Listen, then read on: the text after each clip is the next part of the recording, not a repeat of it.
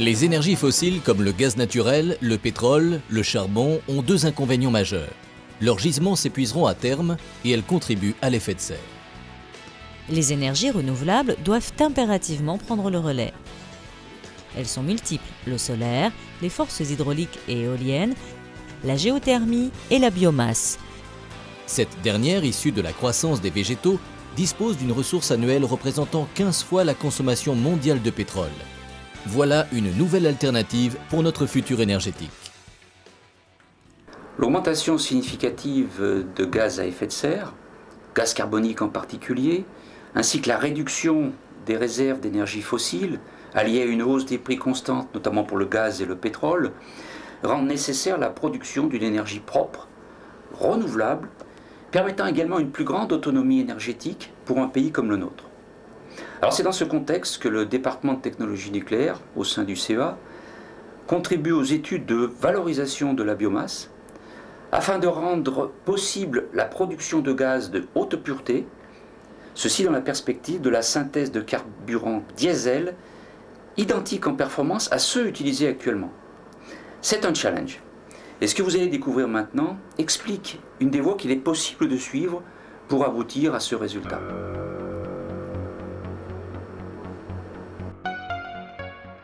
Les transports sont l'un des postes de consommation énergétique qui génèrent le plus de gaz carbonique. La consommation de carburant en France représente la moitié du pétrole utilisé pour l'ensemble des activités industrielles et domestiques, soit près de 50 millions de tonnes équivalent pétrole annuellement. Aujourd'hui en France, l'activité agricole et forestière génère une quantité de résidus non valorisés qui permettrait de satisfaire 20% de la consommation annuelle de carburant. Dans cette optique, le Commissariat à l'énergie atomique a donc lancé des études et des recherches pour produire des carburants en valorisant la biomasse. Cet objectif de substitution s'accompagne d'une volonté de protection de l'environnement en limitant les rejets de gaz à effet de serre comme le gaz carbonique. L'idée de base justifiant cette démarche repose sur le cycle court du carbone constitutif des végétaux.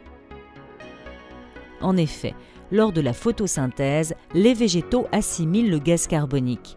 Après la décomposition de la plante, le carbone accumulé est restitué à l'atmosphère et permet ainsi une nouvelle intégration du gaz carbonique. Au lieu de laisser se décomposer naturellement la plante, il est possible de s'intercaler dans le cycle du carbone et de valoriser l'énergie chimique accumulée par les plantes durant leur croissance. Plusieurs modes de valorisation de la biomasse sont alors possibles à ce stade. La combustion et la cogénération, actuellement exploitées pour produire de l'électricité et de la chaleur. La méthanisation, fournissant du compost et un gaz combustible de faible qualité. La gazéification, qui permet de synthétiser du carburant de type diesel. C'est précisément cette dernière voie qui a été retenue par le CEA. Elle offre le plus fort potentiel énergétique. Par ailleurs, un large panel de biomasse devient utilisable pour la production de biocarburants ou d'hydrogène. Cette filière industrielle reste à définir. Des programmes de recherche et développement spécifiques entrepris par le Commissariat à l'énergie ouvrent de nouvelles perspectives dans ce domaine. Les études que nous développons conjointement avec le Centre de Grenoble ont pour principal objectif la levée de certains verrous technologiques. Verrous qui limitent actuellement la production industrielle de biocarburants via la gazification de la biomasse. Nous avons donc pour ambition d'identifier des solutions innovantes pour lever ces difficultés. Et au-delà de ces considérations de faisabilité industrielle, nous travaillons sur deux axes. L'optimisation des rendements matières lors de la transformation de la biomasse et le deuxième axe concerne et est relatif à la limitation des prix de revient des biocarburants. Ces deux objectifs n'induisant pas nécessairement un développement d'un procédé unique, nous travaillons sur différentes technologies. Ces technologies reposent principalement sur la maîtrise de la qualité du gaz de synthèse issu de la gazification de la biomasse. En effet, ce gaz est l'intermédiaire qui permet la synthèse de carburant à partir de végétaux. La particularité de cette voie permet de valoriser tout type de plantes et ce dans leur totalité.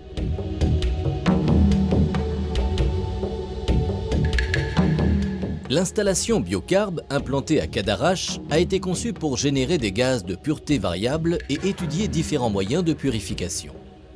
l'objectif étant de répondre aux spécifications imposées par la synthèse de carburant. Pour commencer, cette installation nécessite l'utilisation de biomasse sous forme divisée. La biomasse est préalablement introduite dans une trémie. Elle est entraînée par une vis sans fin dans un four tournant. L'opération qu'elle subit alors, appelée pyrolyse, consiste à volatiliser la biomasse en absence d'oxygène entre 400 et 800 degrés. À la sortie du four, on obtient le mélange gazeux recherché, plus ou moins riche en goudron, et des résidus solides carbonés qui seront utilisés ultérieurement pour la purification.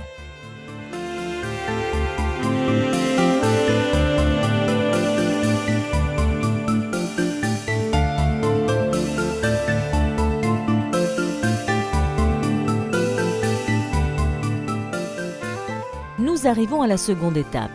Cette seconde étape consiste à traiter les gaz de pyrolyse dans un réacteur mis en série avec le four tournant. Cette réaction a lieu à 1000 degrés afin d'aboutir à un gaz de synthèse de qualité bien supérieur au gaz issu de la première étape de pyrolyse. Pour cela, de la vapeur d'eau peut être introduite afin de réagir avec le mélange gazeux issu du four tournant. À ce niveau, les résidus carbonés qui avaient été générés lors de la pyrolyse peuvent être recyclés et constituer un lit fixe au sein du réacteur. Ils sont alors eux-mêmes convertis en gaz de synthèse par gazification et participent à l'épuration des gaz de pyrolyse, opération dite de vaporéformage.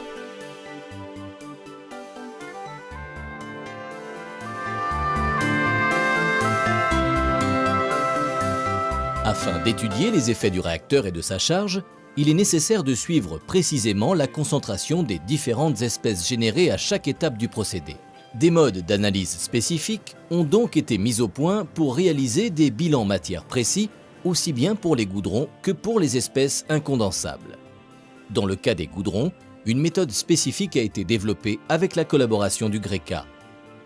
Par ailleurs, une attention toute particulière a été apportée au piégeage des goudrons qui sont capturés par trempe cryogénique. D'une manière générale, l'ensemble de ces données expérimentales alimente les études de modélisation des phénomènes physico-chimiques mis en jeu dans les procédés.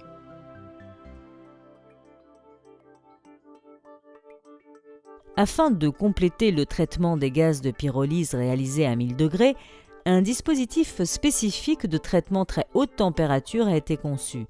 Il permet de porter le gaz issu de la pyrolyse de biomasse jusqu'à 1400 degrés. Ce niveau de température permet d'atteindre des conditions favorables pour la conversion d'espèces relativement réfractaires, comme le méthane ou des goudrons d'ordinaire relativement stables thermiquement. Ce procédé très haute température doit à terme permettre de comparer l'effet thermique à l'effet plasma. C'est une des voies innovantes envisageables du traitement des gaz ou plus directement de la biomasse. Différentes voies sont étudiées par le CEA, notamment la voie très haute température en collaboration avec la société Europlasma. Elles doivent aboutir à terme à l'identification d'un ou plusieurs procédés industrialisables. Une production massive de biocarburants et d'hydrogène serait dès lors possible. L'atteinte de cet objectif par les études en cours de gazéification de la biomasse permettra dans un futur proche le remplacement des carburants fossiles par les biocarburants. La production de biocarburants est une solution intéressante pour assurer une transition entre l'ère du tout pétrole que nous vivons au jour d'aujourd'hui et l'ère plus futuriste de l'utilisation d'hydrogène. En effet, les biocarburants présentent un intérêt, c'est de pouvoir utiliser le réseau de distribution actuel et d'être compatible avec le parc de véhicules actuel, contrairement à l'hydrogène qui va demander des adaptations importantes.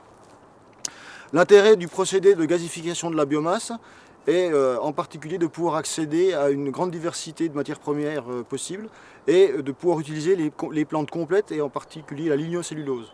Par exemple, on peut utiliser du bois, on peut utiliser de la paille ou tous les déchets forestiers ou agricoles. Notre programme de R&D sur la gazification de la biomasse est conduit de concert avec l'Institut français du pétrole qui maîtrise le procédé Fischer-Tropsch, procédé de synthèse de carburant liquide à partir du gaz de gazification de biomasse.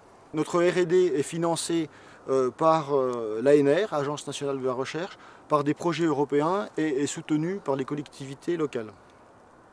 Notre stratégie de recherche consiste à s'approprier la meilleure technologie actuellement disponible, et notamment il existe des procédés de gasification avancés en Allemagne. À partir de cette technologie, nous procéderons donc à des améliorations avec comme objectif principal d'augmenter les rendements d'utilisation de la matière. La technologie actuelle est limitée aux alentours de 15% et nous visons une atteinte de 30%, ce qui signifie qu'avec 1 kg de bois, on pourrait fabriquer 300 g de gazole.